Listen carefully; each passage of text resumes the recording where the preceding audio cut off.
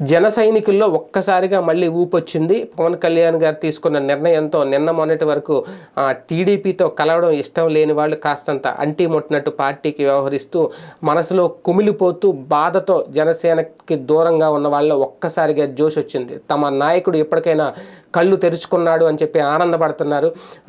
పొత్తు ధర్మం పాటించని, కనీస మర్యాద కనీస విలువ ఇవ్వని తెలుగుదేశం పార్టీతో కలిసి నడవడం అనవసరం అంటూ ట్వీట్లు చేస్తున్నారు. ఒక రకంగా కాపు సామాజిక వర్గం కూడా పూర్తిగా జనసేనను మొన్నటి వరకు ఓన్ చేసుకున్న టైంలో ఎప్పుడైతే తెలుగుదేశం పార్టీ పల్లకి మోయడానికే జనసేన ఉంది అన్నట్టుగా పవన్ కళ్యాణ్ గారు బిహేవ్ చేశారో కాపు సామాజిక వర్గం కూడా ఒక అడుగు వెనక్కి వేసింది. కానీ ఇప్పుడు కాపు సామాజిక వర్గానికి సంబంధించిన కాపు నాయకులు, కాపు పెద్దలు ఏం చెప్పారో ఏమో తెలియదు, కానీ మొత్తం మీద వాళ్ళ మాటల ప్రభావమో లేదంటే జరుగుతున్న పరిస్థితులు పరిణామాల ప్రభావమో పవన్ కళ్యాణ్ గారి మనసులో అయితే మార్పు అయితే వచ్చింది. రాజకీయంగా తన పార్టీ అభివృద్ధికి సంబంధించి అలాగే తన విజయానికి సంబంధించి రాష్ట్ర అభివృద్ధికి సంబంధించి ఒక నిర్ణయం తీసుకోవాలి అని చెప్పి పవన్ కళ్యాణ్ గారు అయితే ఇప్పుడు అనుకుంటున్నారు.